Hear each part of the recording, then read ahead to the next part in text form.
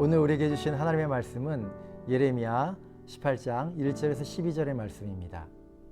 우리 다 함께 찾으셔서 읽으실 때 오늘 우리에게 주시는 생명의 말씀으로 받기를 원합니다. 예레미야 18장 1절부터 12절의 말씀 함께 합독하시겠습니다. 여호와께로부터 예레미야에게 임한 말씀에 이르시되 너는 일어나 토기장의 집으로 내려가라. 내가 거기에서 내 말을 내게 들려주리라 하시기로 내가 토기장의 집으로 내려가서 본즉 그가 농로로 일을 하는데 진흙으로 만든 그릇이 토기장의 손에서 터지매 그가 그것으로 자기 의견에 좋은 대로 다른 그릇을 만들더라. 그때 여호와의 말씀이 내게 임하니라. 이르시되 여호와의 말씀이니라. 이스라엘 족속아, 이 토기장이가 하는 것 같이 내가 능히 너에게 행하지 못하겠느냐. 이스라엘 족속아, 진흙이 토기장의 손에 있음 같이 너희가 내 손에 있느니라.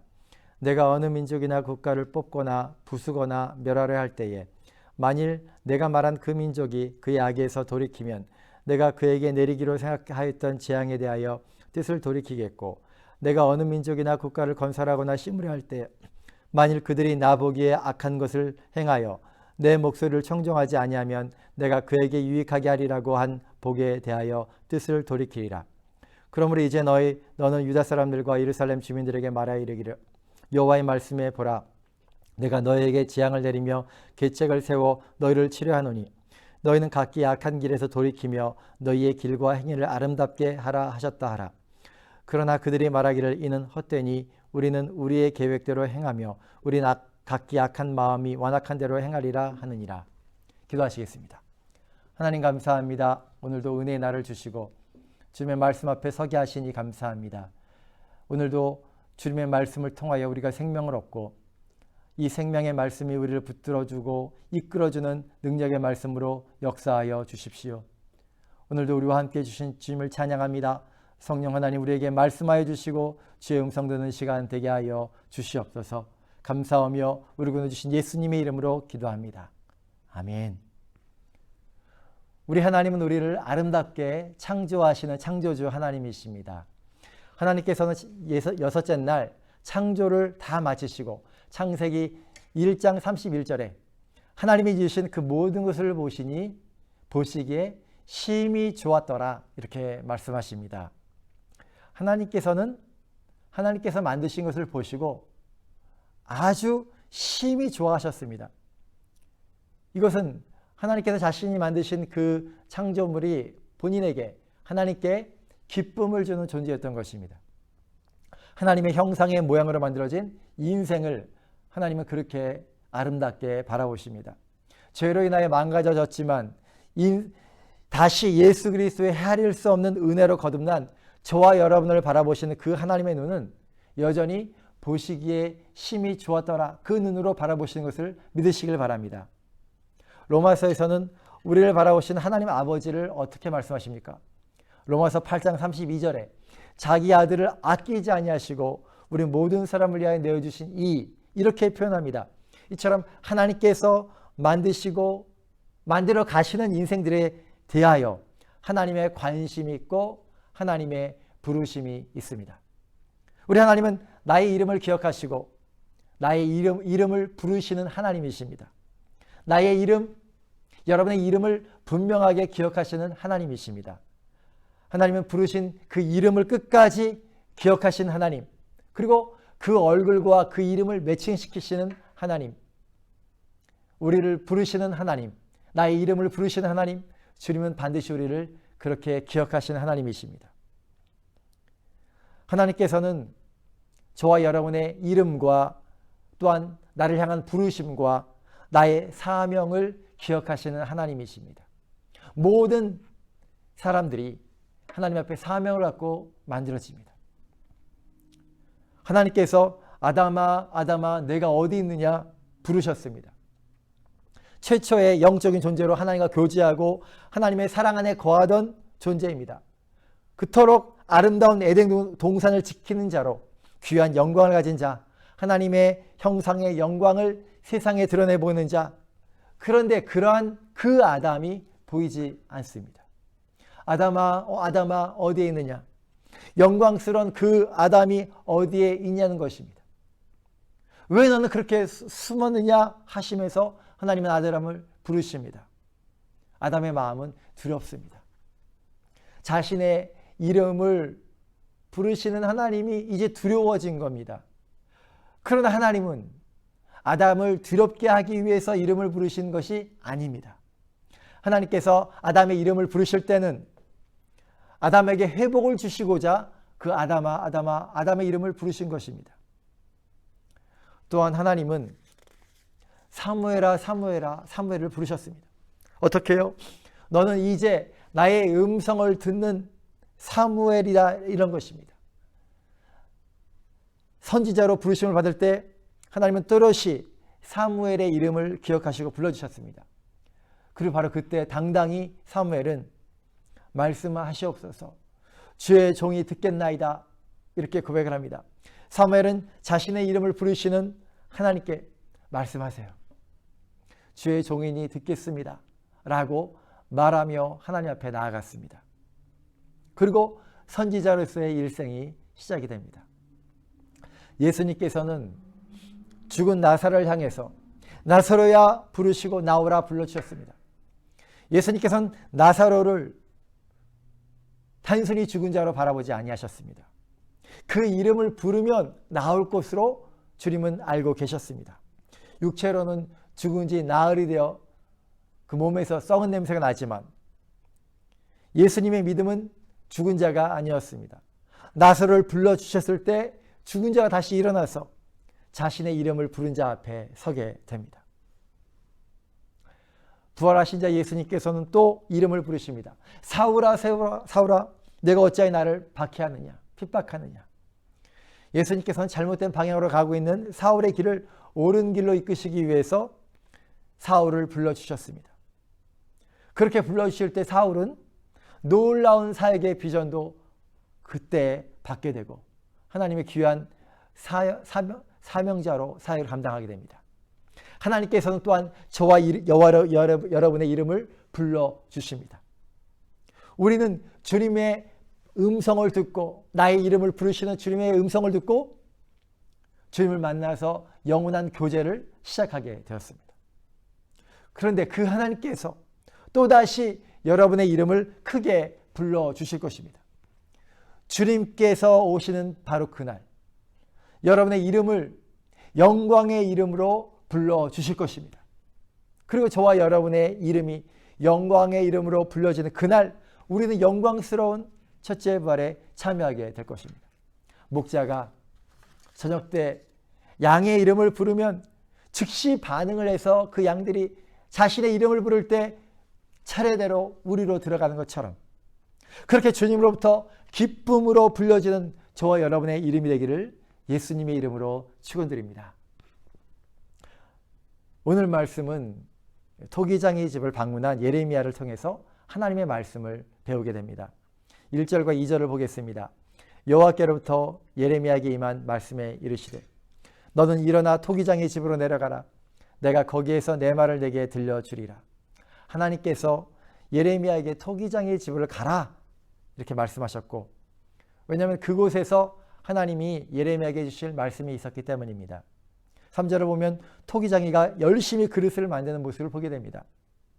개역 성경으로 보면 4절에 진흙으로 만든 그릇이 토기장의 손에서 파상하매 그가 그것으로 자기 의견에 선한 대로 다른 그릇을 만들더라. 토기장이가 그릇을 깨트리시고 그 깨진 것을 가지고 다른 토기장이의 의견, 다시 토기장의 의견대로 선한 대로 그 뜻대로 다른 그릇을 만드는 것을 보게 됩니다. 이와 같은 장면을 예레미야가 바라볼 때 하나님의 말씀이 임합니다. 6절입니다. 여호와의 말씀이니라. 이스라엘 족속아 이 토기장이가 하는 것 같이 내가 능히 너에게 행하지 못하겠느냐. 이스라엘 족속아 진흙이 토기장의 손에 있음과 같이 너희가 내 손에 있느니라 이렇게 말합니다. 그리고 7절에 내가 어느 민족이나 국가를 뽑거나 부수거나 멸하라 할 때 이렇게 말씀하시는 것을 보면 하나님은 이스라엘뿐만 아니라 열방도 하나님께서 빚으신다는 것을 알게 됩니다. 오늘 말씀에서 하나님께서 자신을 표현하시는 모습은 바로 하나님은 토기장이시라는 것입니다. 토기장이신 하나님께서 우리에게 주시는 메시지를 오늘 이 시간에 살펴보려고 하는데요. 어떤 토기장이란 말입니까? 첫 번째로 하나님은 그릇을 아름답게 만드시는 토기장이십니다. 다 함께 고백합니다. 우리 하나님은 아름답게 만드시는 분이시다. 그렇습니다. 이것이 단순하지만 너무나 중요한 하나님에 대한 믿음입니다. 우리 하나님은 아름답게 만드시는 창조주 하나님이십니다. 이것이 우리에게 있어서 가장 중요한 믿음입니다. 어글리하게 못생기게 만들지 아니하시고 아름답게 만드신다는 것입니다. 하나님은 이스라엘을 아름답게 만드셨습니다. 왜요? 하나님은 이스라엘을 사랑하시기 때문입니다. 인간은 어리석어서 자신 스스로가 어글리하게 만들어 놓고선 못생겨진 자신의 모습을 보면서 왜 하나님은 우리를 이렇게 만들었습니까? 라고, 왜 우리를 사랑하지 않냐고 항변을 하는 것입니다. 이렇게 불평을 하는 것입니다. 말라기 1장 2절의 말씀입니다. 말라기 1장 2절입니다. 여호와께서 이르시되 내가 너희를 사랑하였노라 하나 너희는 이르기를 주께서 어떻게 우리를 사랑하셨나이까 하는도다. 나 여호와가 말하노라 에서는 야곱의 형이 아니냐 그러나 내가 야곱을 사랑하였고 라고 말씀하십니다. 하나님은 에서가 아니라 야곱을, 이스라엘을 사랑하셨다 말씀합니다. 그러므로 그렇게 사랑하시기 때문에 하나님은 진실로 이스라엘을 아름답게 만드셨습니다. 이스라엘의 아름다움은 그러면 무엇입니까? 로마서 9장 4절에 로마서 9장 4절은 중요한 말씀입니다. 로마서 9장 4절에 사도 바울을 통하여 이스라엘의 아름다움을 확인하게 됩니다. 로마서 9장 4절 다 함께 찾으셔서 읽어보겠습니다. 로마서 9장 4절입니다. 그들은 이스라엘 사람이라 그들에게는 양자됨과 영광과 언약과 율법을 세우신 것과 예배와 약속들이 있고 이렇게 말합니다. 이스라엘의 아름다움 첫 번째는 무엇입니까? 그들은 하나님의 자녀라는 것입니다. 4절에서 그들은 이스라엘 사람이라 그들에게 양자됨이 있다고 말했는데 양자됨을 헬라어 언어로 살펴보면 피오데시아입니다. 피오데시아. 따라하십시오. 피오데시아. 이 단어를 꼭 기억하시기 바랍니다. 한국말로는 양자됨이라고 표현되었는데요. 이 말은 입양된 의미로 표현되는 것보다는 아들의 자격됨, 아들의 자격됨의 의미를 강조하는 단어입니다. 구약에서 살펴보면요. 출애굽기 4장 22절에 너는 바로에게 이르기를 여호와의 말씀에 이스라엘은 내 아들 장자라 이렇게 표현하고 있고요. 신명기 14장 1절에 보면 너희는 너희 하나님 여호와의 자녀이니 죽은 자를 위하여 자기 몸을 베지 말며 눈썹 사이 이마 위에 털을 밀지 말라. 이스라엘을 향하여 하나님은 여호와의 자녀라고 분명하게 말씀하셨습니다. 이스라엘은 하나님의 자녀라는 것입니다. 두 번째로 사도 바울은 로마서 9장 4절에 이스라엘은 아름다움은 바로 영광이다 이렇게 말하고 있습니다. 이 영광은 시카이나 영광입니다. 이스라엘의 역사 속에서 모세가 시내산에서 하나님을 배울 때 나타난 영광이며 출애굽 광야에서 하나님의 성막에 나타난 영광, 또한 이스라엘 성전에 가득하게 나타난 하나님의 임재의 영광을 표현합니다. 세 번째로 이스라엘의 아름다움은 언약들입니다. 구약에서 아담의 언약, 시초의 언약이라고 하고요. 노아의 언약, 보존의 언약이라고 합니다. 세 번째 아브라함의 언약, 약속의 언약이라고 하고요. 모세의 언약, 율법의 언약이라고 하고 다윗의 언약, 왕국의 언약이라고 말하면서 이렇게 5개의 언약이 구약에서 이스라엘 안에 주어집니다. 네 번째로 이스라엘의 아름다움은 율법입니다. 모세를 통해서 시내산에서 율법을 받게 됩니다. 율법을 통하여 하나님의 백성으로 살아가는 법을 배우게 됩니다. 5번째로 이스라엘의 아름다움은 예배입니다. 이스라엘은 하나님 앞에 나아가 예배하고 경배하는 법을 레위기를 통해서 배우게 됩니다. 제사법을 통하여 하나님을 섬기는 법을 배우게 됩니다. 번제, 소제, 화목제, 속죄제, 속건제 5가지의 제사로 하나님 앞에 나아가는 것을 배웠습니다. 6번째는 이스라엘의 아름다움은 약속들입니다. 많은 신앙의 사람들을 통해서 전해진 약속들이 있습니다. 에녹, 이삭, 야곱, 요셉, 기생 라합, 기드온, 입다, 사무엘 등 많은 신앙의 선지들을 통하여 하나님의 약속들이 전해져 내려왔습니다. 이러한 것들이 이스라엘의 아름다움입니다. 하나님은 이스라엘을 이처럼 아름다운 그릇으로 만드신 토기장이시라는 것입니다. 뿐만 아니라 하나님은 때가 되어서 이방인 교회를 아름답게 만드시는 토기장이십니다. 이제는 교회를 하나님께서 어떻게 아름답게 만드셨는지에 대해서 나눠보겠습니다. 하나님께서는 이스라엘을 사랑하시기 때문에 이스라엘을 아름답게 만드셨듯이 하나님은 열방을 사랑하시기 때문에 열방의 하나님의 교회를 아름답게 만드셨습니다. 첫 번째로 교회의 아름다움은 교회도 하나님의 자녀다라는 것입니다. 이것은 창세 이전에 미리 예정하신 하나님의 작정이었다라고 사도 바울은 에베소서에서 말씀합니다. 에베소서는 사도 바울이 이방인 교회인 에베소 교회 성도들에게 쓴 서신서입니다. 에베소서 1장 5절 말씀 한번 찾아보겠습니다. 중요한 말씀입니다. 에베소서 1장 5절 함께 읽겠습니다. 그 기쁘신 뜻대로 우리를 위하여 예정하사 예수 그리스도를 말미암아 자기의 아들들이 되게 하셨으니 말씀하십니다. 여기서 자기의 아들들에서 아들들의 원어적인 표현이 바로 피오데시아입니다. 피오데시아. 아까 로마서 9장 4절에서 했죠. 로마서 9장 4절에서 이스라엘의 아름다운 모습을 설명하면서 하나님의 아들됨, 하나님의 자녀됨의 표현으로 피오데시아를 썼었고요. 여기는 바로 이방인 교회, 영원전부터 예정하신 교회는 예수 그리스도로 말미암아 아들들이 되었다. 이 표현에서도 피오데시아를 썼다는 것입니다. 그러므로 여기가 중요한데요. 사도 바울은 이스라엘과 교회를 표현할 때 똑같은 단어를 표현했다는 것입니다. 피오데시아. 하나님의 자녀로 표현했다는 것입니다. 이를 통해서 우리가 어떻게 알 수 있습니까? 같은 형제라는 것이고 같은 하나님의 자녀라는 것을 우리가 알 수가 있습니다. 두 번째로 교회의 아름다움은 교회에 하나님의 영광이 있다는 것입니다. 아까 이스라엘에도 영광이 있었다고 말했는데요. 사도 바울이 말한 교회의 영광은 무엇입니까? 성령으로 나타난 복음 안에 있는 영광입니다. 이 영광이 교회 안에 나타났다는 것이죠. 베드로가 고넬료의 집에 하나님의 말씀을 전할 때 고넬료의 집 사람들이 성령을 모시게 됩니다. 이것은 굉장히 커다란 의미가 있는데요. 성령이 임함을 통하여 무엇이 시작됩니까? 사도행전 2장 1절에 4절을 보면 성령이 임하심으로 말미암아 교회가 시작이 되고 하나님의 공동체가 시작이 됩니다. 그 진정한 구원이 시작이 되는 것이고, 그러므로 사도 베드로가 고넬료의 집에서 말씀을 전했을 때 고넬료 집에 성령이 임하시는 것은 그와 같은 수준에서 완전한 구원받은 공동체가 만들어진다는 것. 이방인들에게. 그러므로 중요한 의미가 있습니다.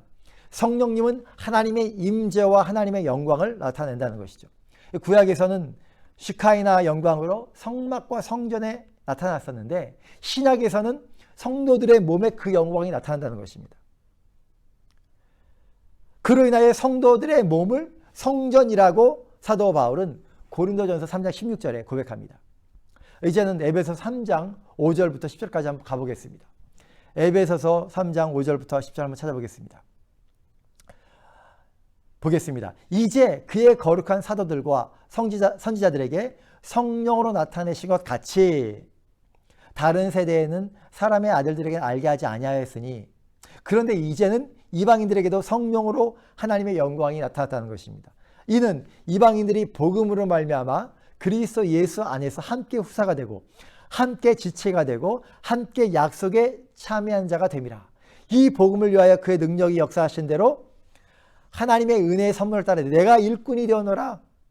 모든 성도 중에 지극히 작은 자보다 더 작은 나에게 이 은혜를 주신 것은 측량할 수 없는 그리스도의 풍성을 이방인에게 전하게 하시고 영원부터 만물을 창조하신 하나님의 속에 감추었던 비밀의 경륜이 어떠한 것을 드러내게 하려 하심이라.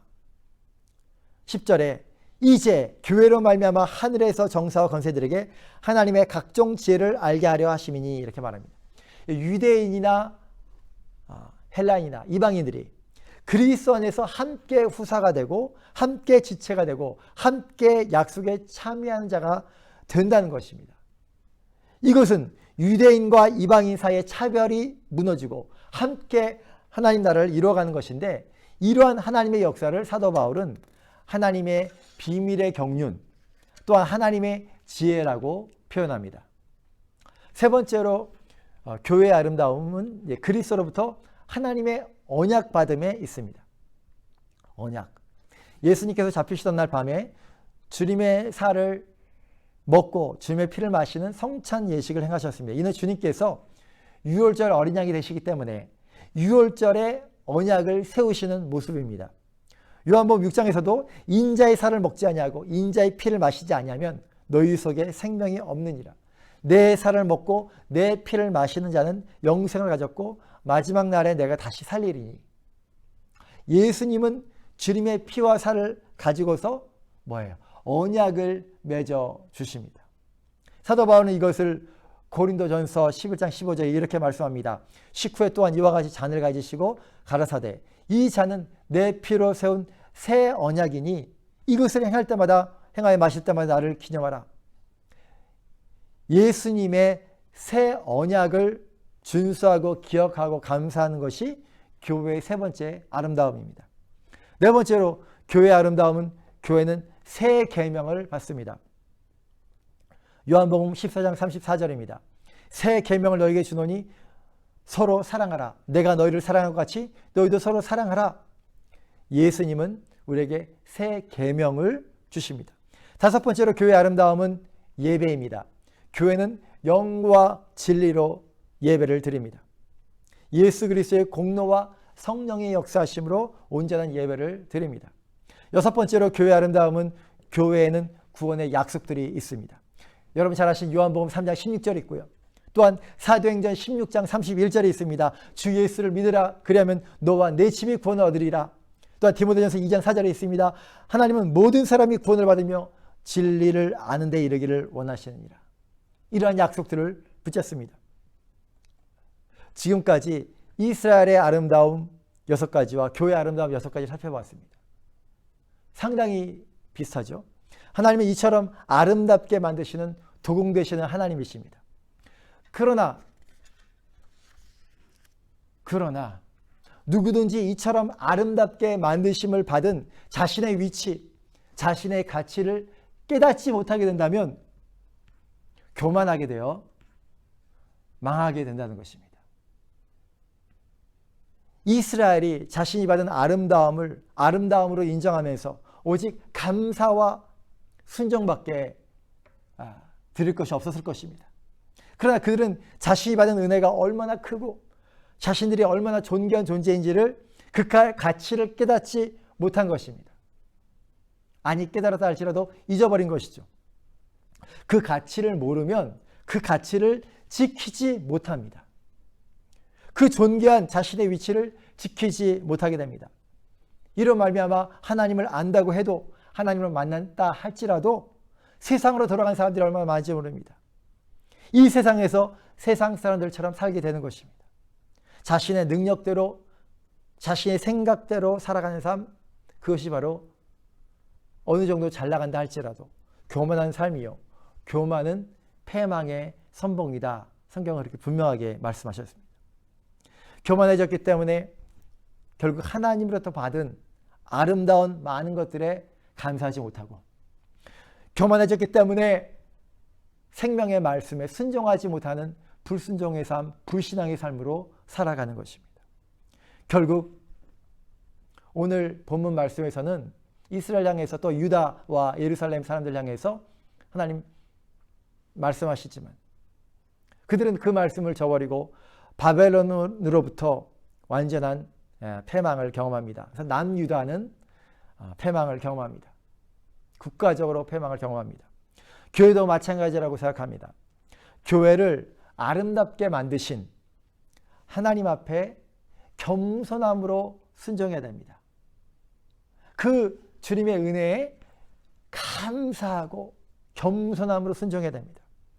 교만하지 말아야 합니다. 높은 마음을 품고 교만할 때 동일하게 교회도 망하게 되는 것입니다.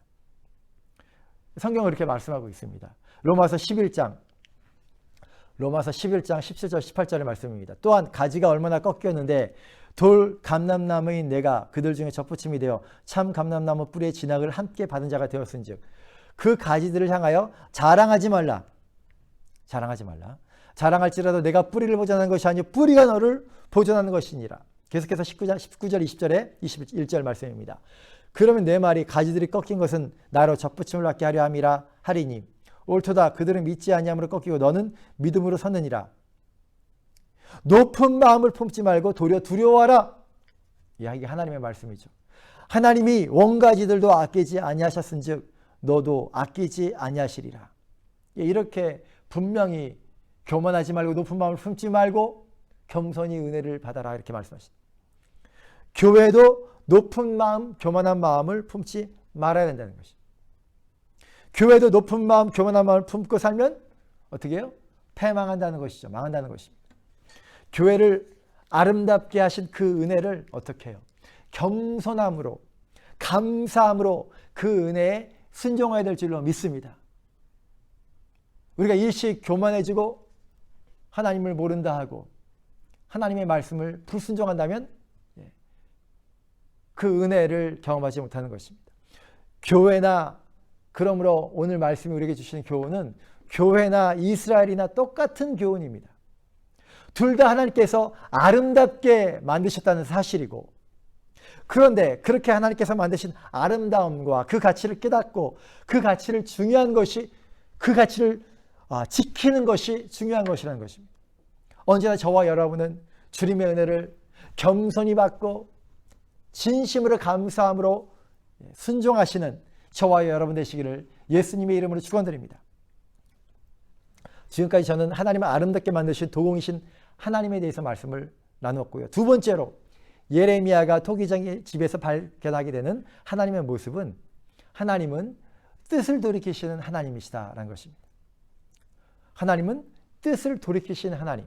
오늘 말씀 예레미야 18장 7절부터 10절입니다.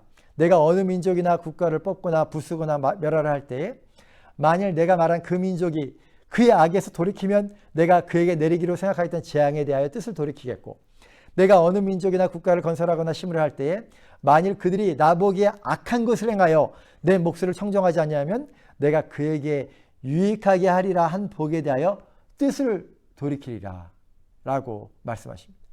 첫 번째로 돌이키시는 하나님의 모습은 그 민족이 악해서 너무나 극악무도해서 하나님께서 재앙을 계획하셨는데 그 민족이 그의 악에서 돌이킬 때 재앙의 계획을 돌이키신다라는 모습이고요. 두 번째로 돌이키시는 모습은 그 민족을 그 사람을 아름답게 만드시고 건설하려고 할 때 그들이 악한 행동을 하며 하나님의 목소리를 청정하지 않을 때 유익하리라 한 뜻을 돌이키신다 말씀합니다. 이렇게 이런 하나님 앞에서 우리가 취해야 될 것은 무엇입니까? 우리는 하나님 앞에서 회개를 선택해야 된다는 것입니다. 사도 바울은 인생의 현실에 대해서 분명히 말했습니다. 로마서 3장 9절 10절인데요. 유대인이나 헬라인이나 다 죄 아래 있다고 선언하였다 이렇게 말했고요. 의인은 없나니 하나도 없으며 깨닫는 자도 없고 하나님을 찾는 자도 없다 이렇게 말합니다. 이것이 하나님 앞에 있는 모든 인생의 현실이다. 모든 사람이 죄를 범하였으며 하나님의 영광에 이르지 못하였다. 이것이 바로 모든 사람, 모든 유대인이나 헬라인이나 모든 사람이라는 것입니다.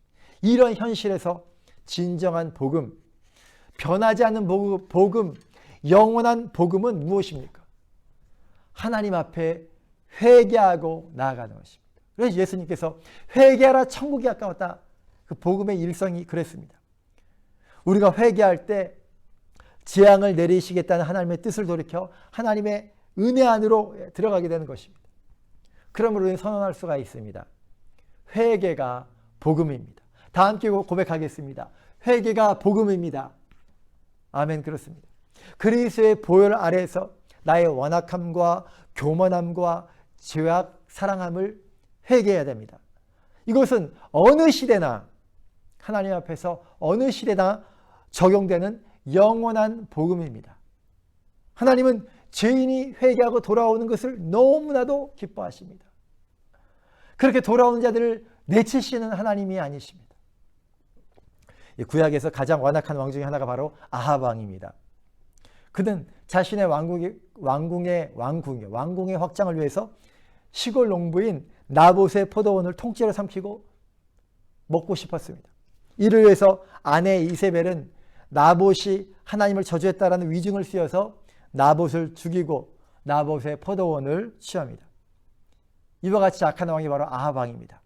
엘리야는 이런 아합에게 하나님의 심판을 이야기합니다. 여호와의 말씀이 내가 재앙을 내게 내려 너를 쓸어버리되 내게 속한 남자는 이스라엘 가운데 매인자나 노인자를 다 멸할 것이요 라고 아합에게 심판을 말씀하셨습니다.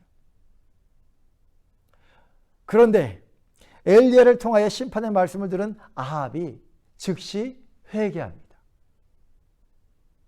아합 왕은 너무나 악한 왕이기 때문에 이런 말을 들어도 자기 길을 걸어가서 그 멸망의 길로 갈 줄 알았습니다. 많은 사람들이. 그런데 아합은 즉시 회개합니다. 열왕기상 21장 27절입니다. 아합이 이 모든 말씀을 들을 때 그의 옷을 찢고 굵은 배로 몸을 동이고 금식하고 굵은 배에 누우며 또 풀이 죽어 다니더라. 이에 하나님이 엘리야에게 말씀하시는 거예요. 하나님은 그 악한 왕 아합의 회개를 놀라셨고 기뻐하셨다는 것입니다. 아합이 그래서 하나님 말씀하십니다. 아합이 내 앞에서 겸비함을 내가 보느냐? 놀라셨어요. 기뻐하십니다. 그가 내 앞에서 겸비함으로 내가 재앙을 저의 시대에 내리지 아니하고 그 아들의 시대에야 그의 집에 재앙을 내리리라 하셨더라. 이렇게 하나님이 말씀하십니다. 에스겔 선지자를 통해서도 하나님은 하나님의 마음을 우리에게 표현해 주십니다. 에스겔서 18장 23절입니다. 주 여호와의 말씀이니라 내가 어찌 악인이 죽는 것을 조금인들 기뻐하랴. 그가 돌이켜 그 길을 떠나 사는 것을 어찌 기뻐하지 아니하겠느냐라고 에스겔 선지자를 통해서 하나님의 마음이 흘러나옵니다. 뿐만 아니라 예수님께서도 이런 마음, 하나님의 마음을 잃어버린 양의 비유를 통해서 말씀하십니다. 누가복음 15장 7절입니다. 내가 너에게 이르노니 이와 같이 죄인 한 사람이 회개하면 하늘에서는 회개할 것 없는 의인 99으로 말미암아 기뻐하는 것보다 더하리라. 이 말씀은 죄인이 회개하고 돌아오는 것을 하나님께서 얼마나 기뻐하시는지 그 마음을 표현하는 것입니다. 주님을 닮아가는 성화의 깊이는 우리가 주님 앞에 회개하는 회개의 깊이입니다. 이건 굉장히 중요한 것입니다. 그리스도는 우리를 위해서 십자가를 지셨지만 우리는 그 피를 의지하지 않습니다. 회개하지 않습니다. 잘 씻지 않습니다. 주님이 흘리신 그 보혈은 영원한 샘물과 같아서 메마르지 않습니다. 얼마든지 우리는 주님 앞에 나아가서 회개를 통하여 그리스도의 장성한 분량에 충만에 이르기까지 주님을 닮아갈 수 있습니다. 하나님은 이스라엘과 교회를 모두 동일하게 아름답게 만드셨습니다. 또한 하나님은 만홀히 여기지 아니하시고 만홀히 여김을 당하지 아니하시고 하나님은 뜻을 돌이키시는 하나님이시다. 이 두 가지 분명한 주제를 오늘 말씀에서 우리에게 가르쳐 주십니다. 아무리 커다란 죄를 지은 죄인이라 하더라도 커다란 재앙이 준비된 영혼이라도 회개한 자들에게 그 뜻을 돌이키신 하나님이시다. 그러므로 그 은혜 앞에 우린 겸손히 엎드려야 될 줄로 믿습니다. 주님의 말씀 앞에 온전한 회개를 결단해야 될 줄로 믿습니다. 회개가 복음입니다. 회개만이 그리스도의 보혈을 경험할 수 있습니다. 아무리 나야가라 폭포처럼 끊임없이 쏟아지는 주님의 보혈 샘물이라 할지라도 우리가 주님 앞에 무릎을 꿇고 회개하지 않는다면 경험할 수 없습니다. 회개만이 그리스도의 보혈을 경험하고 그 보혈로 깨끗함을 받고 그 보혈로 변화를 경험하게 됩니다. 그리스도의 보혈은 메마르지 않는 생수, 그 어떤 죄도 깨끗게 하시는 하나님의 능력입니다. 회개는 부끄러운 것이 아닙니다. 회개는 나의 영혼을 진정으로 사랑하는 행위이며 하나님의 은혜와 하나님의 언약을 경험하는 거룩한 순간입니다. 하나님은 아들의 피를 간절히 의지하는 그 어떤 영혼도 하나님은 귀하게 여기시고 존귀하게 여기십니다. 사도 바울은 고린도후서 4장 7절에 이렇게 고백합니다. 우리가 이 보배를 질그릇에 가졌으니 이는 능력의 힘이 큰 것이 하나님께 있고 우리에게 있지 아니함을 알게 하려 함이라. 질그릇과 같은 내가 하나님의 보배를 담고 있습니다. 하나님께서 토기와 같은 나를 만드신 이유는 나라는 그릇이 질그릇이 할지라도 하나님의 뜻은 보배를 담기로 하시는 것, 그것이 바로 하나님의 뜻이라는 것입니다. 하나님의 영광을 담고자 하신 뜻이 있는 것입니다.